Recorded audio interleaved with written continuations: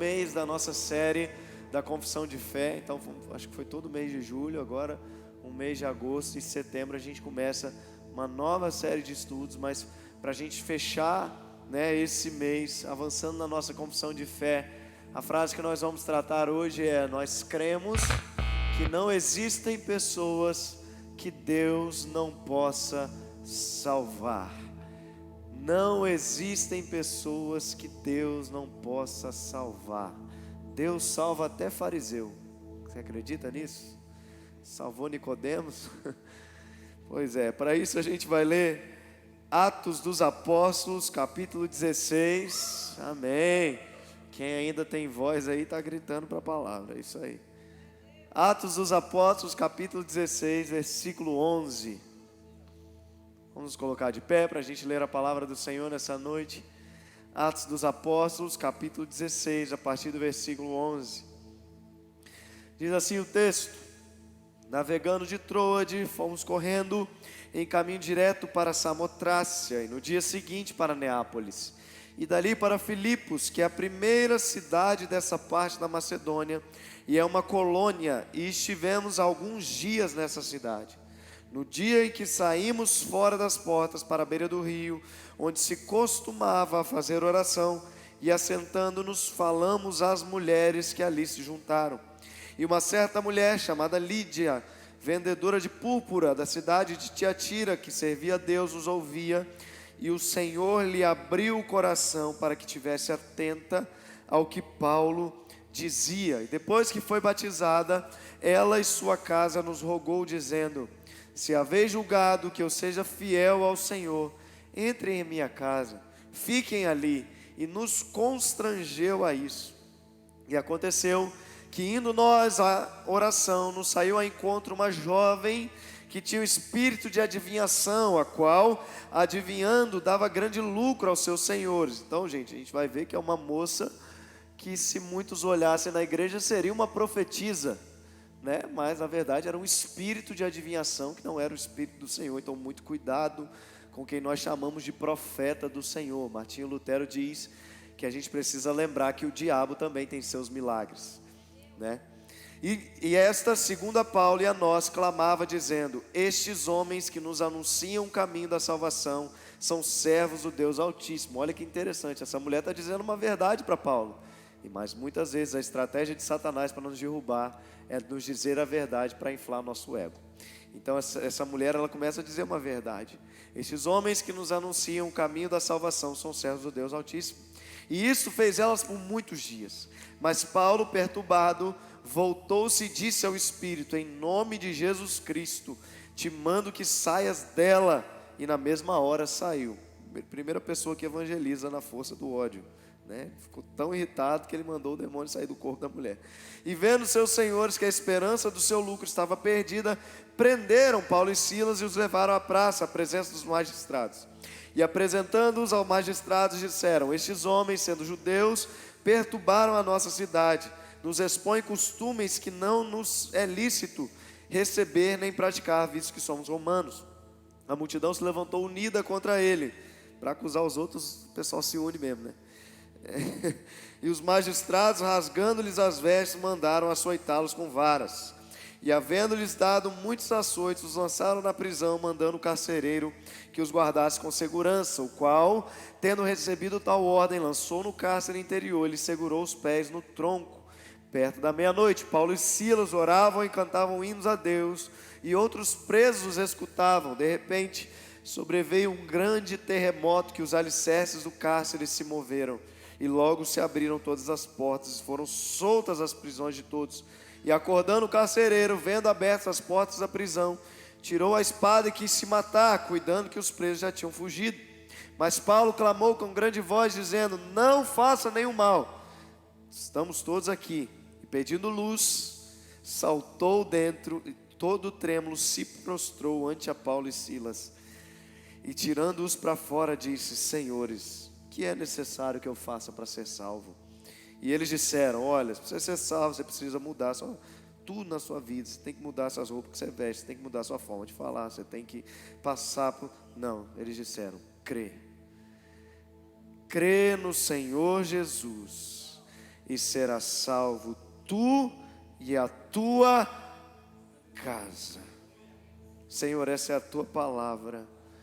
Fala com a gente nessa noite, por graça e por misericórdia, em nome de Jesus. Amém. Amém. Irmãos, se eu for numa marcha mais lenta hoje, me perdoa, que eu ainda estou me recuperando de verdade do busca implacável do sábado. Então, se eu não conseguir ir no ritmo que eu geralmente vou, os irmãos me perdoam. Nós não estamos mudando de denominação, nós somos assembleiano pentecostal ainda. Amém? Queridos, hoje nós vamos falar sobre o fato de que Deus, Ele não tem limitações quanto a quem salvar. Não há ninguém que possa resistir ao chamado de salvação do Senhor. Não há nenhuma vida que esteja tão mergulhada em um pecado que não possa ser resgatada pelo Espírito Santo. Nisso nós acreditamos. Não há uma classe social excluída da salvação. Não há um tipo de gente que Deus olha e fala, olha, esses eu não vou salvar. E esse texto é muito interessante porque começa com Paulo chegando na cidade de Filipos. Paulo, seus companheiros de viagem, provavelmente Timóteo estava por ali, Silas e também Lucas. Eles chegam na cidade de Filipos e eles vão no primeiro lugar que eles vão. Eles saem para evangelizar e eles vão para fora dos portões da cidade para uma reunião de oração, porque quando o Império Romano conquistava um lugar, ele não permitia que os judeus construíssem mais as sinagogas. Então, os judeus eles tinham que se reunir informalmente. Eles saíam da cidade para se reunirem em oração do lado de fora da cidade. E ali estavam juntas muitas mulheres. Uma dessas mulheres, chamada Lídia. Mulher sempre foi de oração, né? Tem reunião de oração, as irmãs estão presentes, não tem jeito. Eles foram para uma reunião de oração e ali as mulheres estavam juntas ali. As irmãs orando e ali tinha uma mulher chamada Lídia. Só que Lídia era uma mulher muito rica, porque Lídia vendia púrpura. Púrpura era uma tinta muito cara na época. Se a gente for converter o valor hoje, o quilo da púrpura seria R$1.000. 1 quilo de púrpura. Lídia era uma mulher muito rica, muito bem vista na sociedade. E presta atenção, o fato é que Lídia, ela já servia a Deus, mas ainda assim o seu coração precisava se converter. Ela já servia a Deus, ela já frequentava as reuniões de oração, mas algo na mensagem que Paulo trazia sobre Cristo mudou a perspectiva de fé dessa mulher. Então, quando eu digo que não há pessoas que Deus não possa salvar, nós pensamos logo no cara que está lá fora, afundado nas drogas, ou na moça que está na vida de prostituição, ou no outro que está vivendo qualquer tipo de pecado e não quer saber de Deus e se considera um ateu. Mas aqui nós começamos com Paulo convertendo uma mulher que serve a Deus. Primeiro, ela é uma mulher de posses. Então, quem tem dinheiro também precisa de Jesus, porque isso aqui não gera independência para ninguém.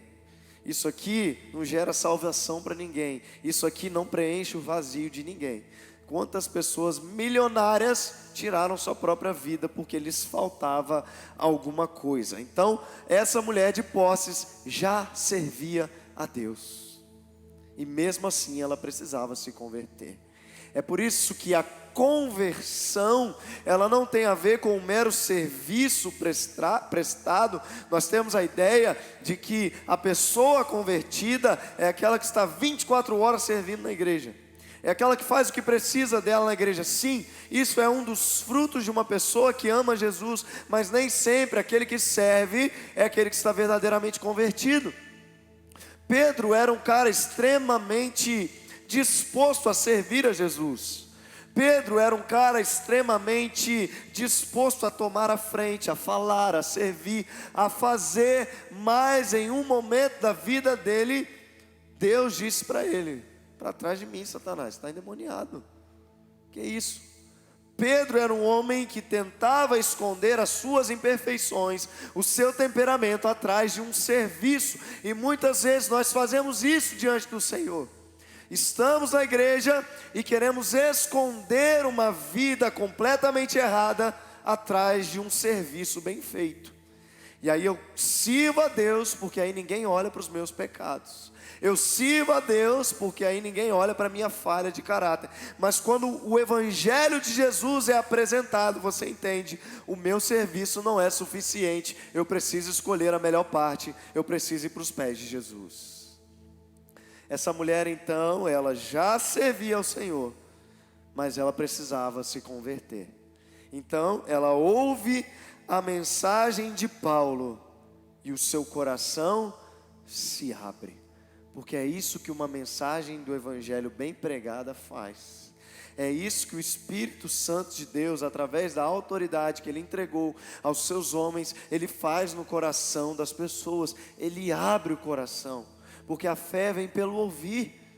Então, enquanto eles ouviam a palavra, ela ouvia a palavra, o Senhor abriu o coração para que ela prestasse atenção no que Paulo estava pregando. Essa mulher então é batizada. E o primeiro fruto da salvação dela é: eu quero que a minha casa se torne uma igreja.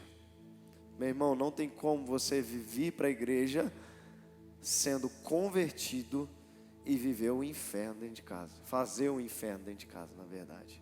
Que às vezes a gente vive, mas não é culpa nossa, né? Às vezes é outro que causa o inferno na nossa casa.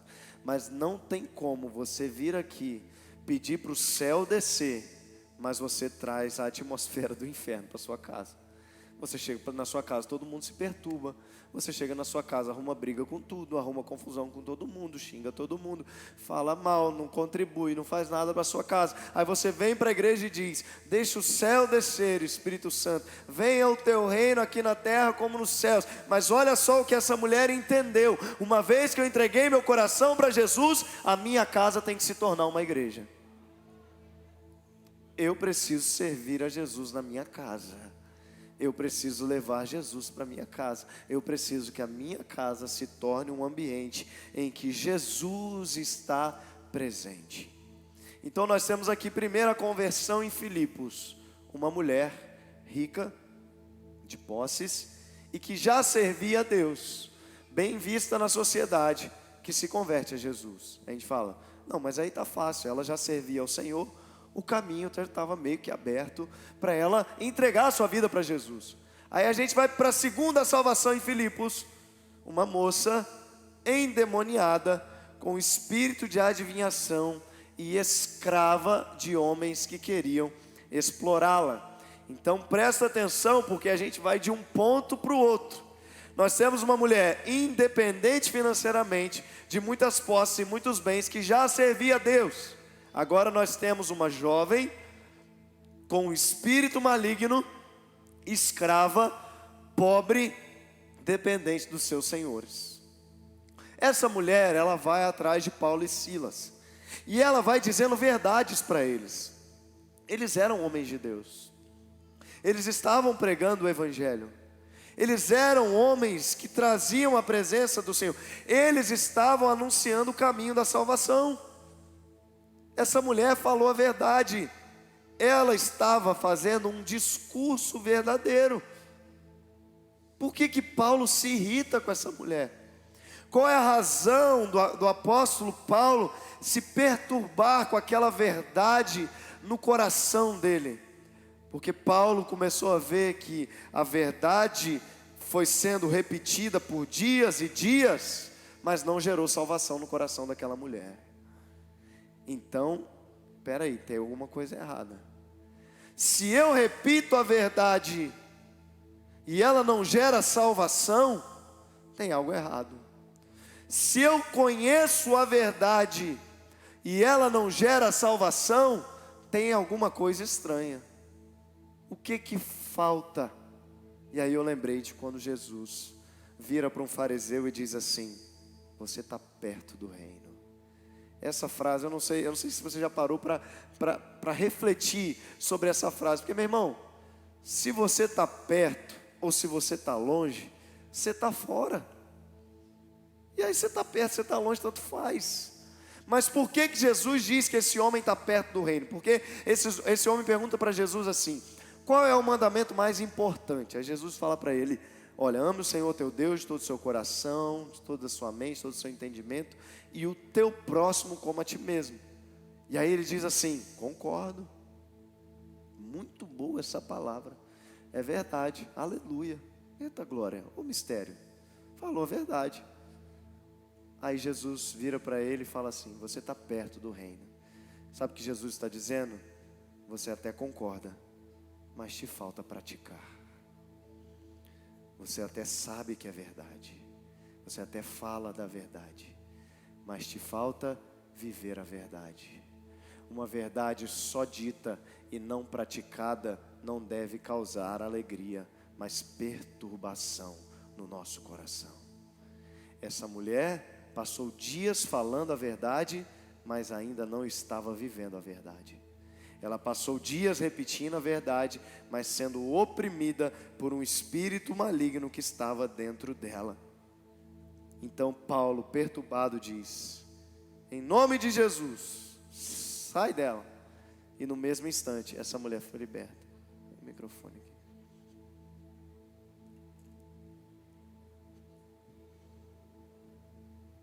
Ao pastor falar dessa situação dessa moça endemoniada, lá em Atos, eu quero dizer que está saindo um anúncio no Instagram de um desfile a Yoshu, uma marcha a Yoshu. Ei, cadê o nosso Deus? Onde que nós estamos? Isso não pode acontecer, não. Nós não admitimos isso em nome de Jesus. Por isso eu posso entender porque Paulo ficou nostálgico, ficou apertado. Ele disse: sai, vamos tirar a moleza que está dentro de nós, vamos nos encher do Espírito e enfrentar o inferno. É isso aí. Percebe que uma mulher possuída por um espírito maligno é capaz de dizer a verdade. Então Jesus, ele diz o seguinte: é pelos frutos que a gente conhece uma árvore. E às vezes a gente se encanta com a verdade, mas não olha para os frutos. Às vezes a gente se encanta com o discurso, mas não olha para o caráter, não olha para a vida. Então muito cuidado. Nós vemos um exemplo nas Escrituras de uma mulher endemoniada que estava pregando a verdade. Ela estava falando a verdade. Então cuidado com quem você tem ouvido, porque às vezes pode até falar a verdade, às vezes pode até ser certeiro na profecia. Sabia que o falso profeta não é aquele que erra a profecia? O Vitão deu uma aula sobre isso aqui na EBD, sensacional. O falso profeta não é aquele que erra a profecia, não, irmão. Balaão foi um falso profeta, mas não errou profecia, não. É aquele que não vive aquilo que profetiza. É aquele que não vive para aquele a quem profetiza. É aquele que tem desvio de caráter. Então muito cuidado. Às vezes vai falar a verdade, vai ser certeiro, mas não vai ser de Deus. Porque o diabo queria enganar Paulo e Silas com a verdade. O diabo queria enganar Jesus no deserto com a verdade. Ele não falou mentira, ele falou o que estava escrito. Mas Jesus sabia o que também estava escrito. Então, meus irmãos, muito cuidado. Vamos ser prudentes, vigilantes nesse tempo, porque muitos têm se aproveitado das pessoas. Por quê? Porque aprenderam a usar do dom que receberam para corromper, para ganhar dinheiro, para ganhar status, para ganhar fama. Então é pelos frutos que nós conhecemos uma árvore. Olha para o caráter, olha para a vida da pessoa, olha para a forma, para a família dela, para os frutos que ela tem gerado no reino de Deus. Então agora a igreja em Filipos está se formando. E gente, igreja é igual a arca de Noé. Tem tudo quanto é tipo de bicho. Um dorme de dia, o outro dorme à noite, faz cocô ali, faz ali, vai lá. Um voa, o outro anda. Um Ó, um ruge, o outro late, o outro berra, mas se você sair dela, você morre. Então, presta atenção. Eu tenho uma mulher rica que servia a Deus, que se converte. Agora eu tenho uma mulher pobre, escrava, que estava possuída por um demônio, que se converte. Aí agora os homens que perderam sua graninha falaram assim, ó, estão pregando um negócio que a gente não pratica, vamos prender eles. A multidão se une para prender Paulo e Silas e prendem os dois. Lá eles conhecem, quer falar?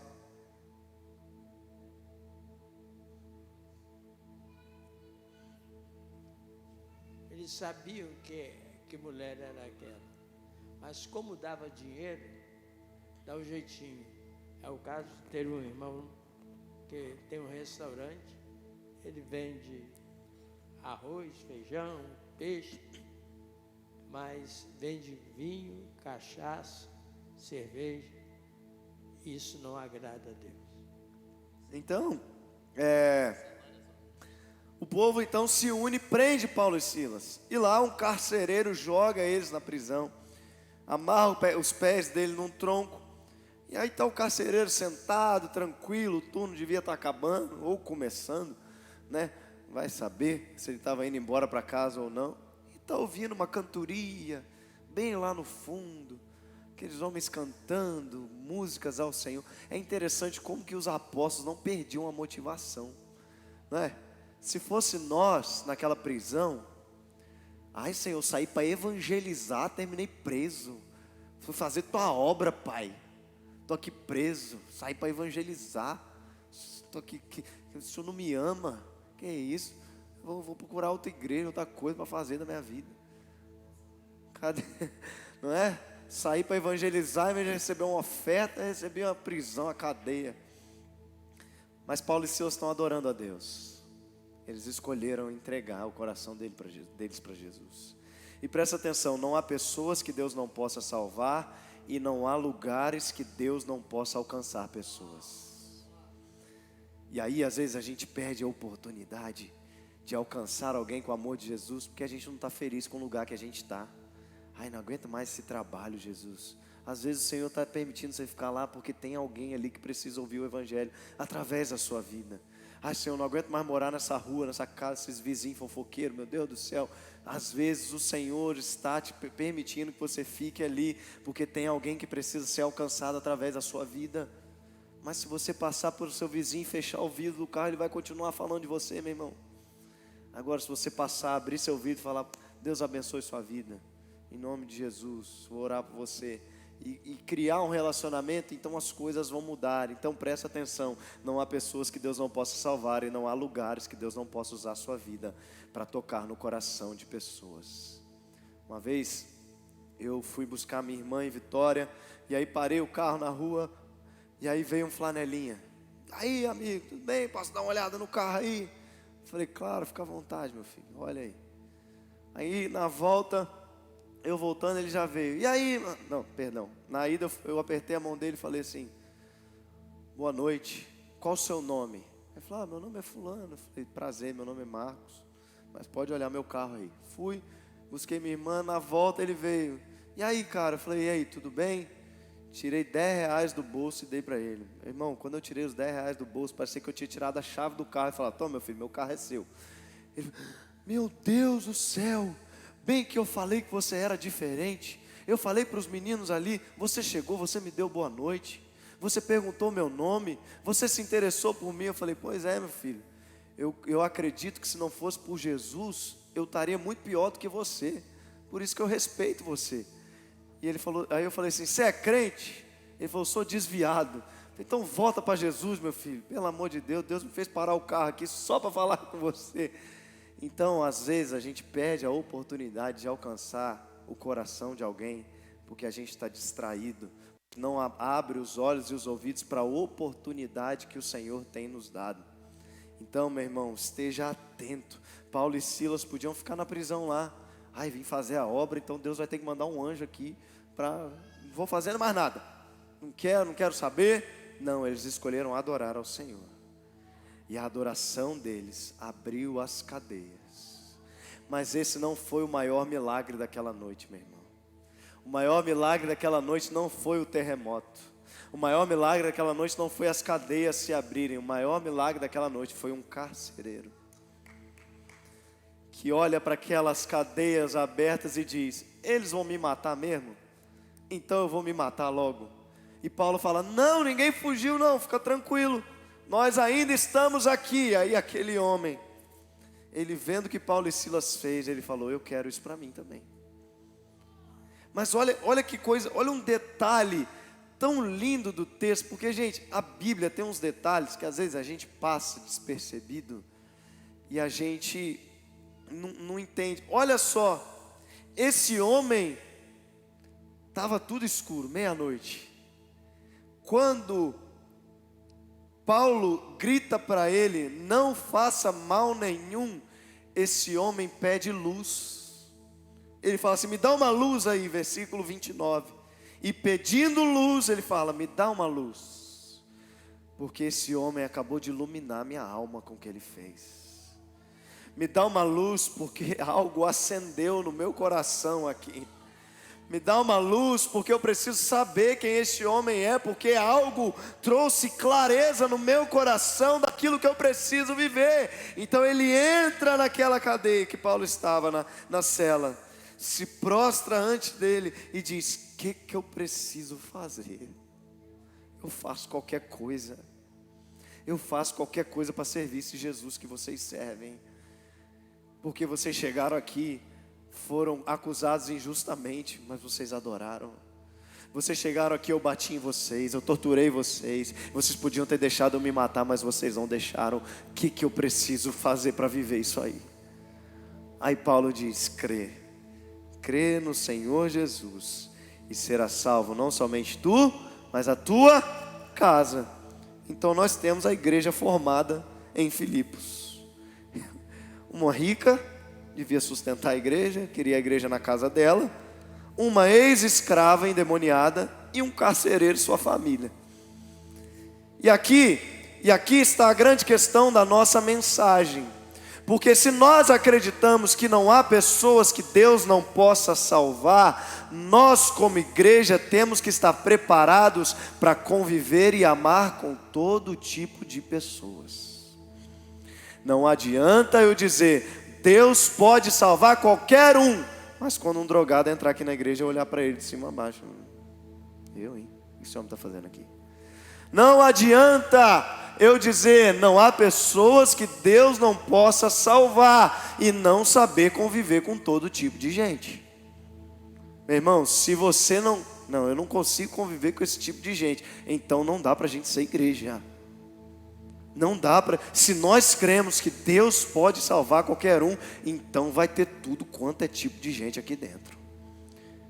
E a igreja de Filipos era assim. E Paulo, na carta aos Filipenses, ele elogia o espírito dessa igreja. Ele elogia a unidade desses irmãos, mas aí ele dá um conselho. E como que nós vamos viver pregando essa mensagem para alcançar uma igreja que não sai confusão todo fim de semana? Que os irmãos não saem no tapa todo domingo no final do culto. Como que a gente consegue pregar uma mensagem de que Deus salva todo tipo de gente e ainda assim viver uma igreja unida? Filipenses capítulo 2, que a Duda leu aqui no louvor, versículo 5. Que haja em vós o mesmo sentimento que houve também em... A única coisa que pode unir todo tipo de gente é Cristo. Meu irmão, se a gente se reunir aqui em volta de uma denominação, daqui a pouco a gente se divide.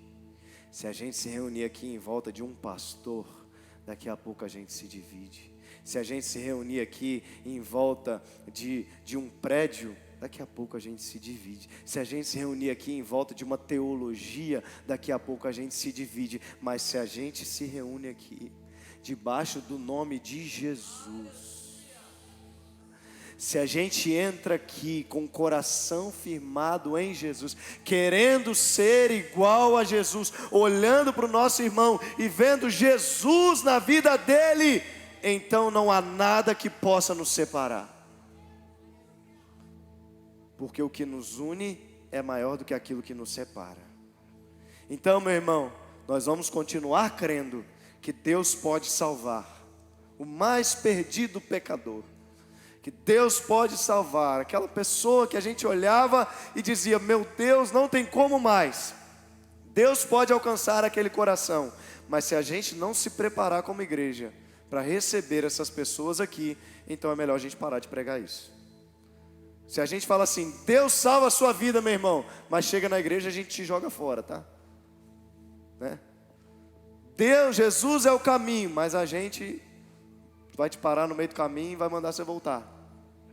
Então que a gente pare de pregar isso. Então que a gente pare de pregar salvação e comece a pregar qualquer outra coisa. Mas enquanto nós pregamos salvação, enquanto nós pregamos esperança, enquanto nós pregamos um Deus que é capaz de trazer os mortos à vida, enquanto nós pregamos um Deus que liberta dos vícios, que liberta de todo quanto é tipo de coisa, nós precisamos estar preparados para lidar com pensamentos diferentes, ideias diferentes, modos de pensar diferentes, modos de se vestir e de falar diferentes. E como que eu alcanço isso, pastor? Tendo no seu coração o mesmo Espírito que houve também em Cristo Jesus. O que Jesus fez? Sendo Deus, não se apegou ao título de Deus, não se apegou ao cargo, não se apegou àquilo que ele tinha, mas fez-se a si mesmo de nenhuma reputação, tomando a forma de servo, fazendo-se semelhante aos homens. Olha o que Jesus fez. Ele abriu mão da sua própria reputação para servir.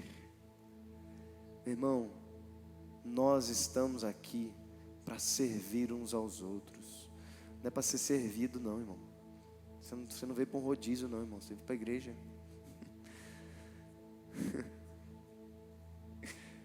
Nós estamos aqui para servir, para se entregar. Às vezes a gente fica esperando ser servido, mas enquanto a gente serve, a gente é servido. Enquanto a gente serve, o Senhor nos entrega as coisas. Meu irmão, Deus não me colocou como pastor dessa casa para ser servido, não. Eu estou aqui para servir, para me fazer servo de todos. E não importa o meu título, não importa o que eu carregue na frente do meu nome, não importa o que aconteça, eu sou chamado para servir a igreja do Senhor. Eu me lembro que uma vez choveu muito aqui na igreja, e aí o bueiro que passa embaixo aqui, a fossa transbordou. Eu olhei para o lado, todos os diáconos da igreja sumiram, decidiram adorar no culto nesse dia, só ficou eu. Aí eu me senti igual aquela moça lá em João 8, né? Onde estão teus acusadores? Só ficou eu, Senhor. Eu falei, sou eu que vou ter que desentupir esse trem? Então vamos entrar nesse negócio logo, porque nós estamos aqui para servir. Não é só porque eu sou pastor que eu perdi minha identidade de servo, não, irmão.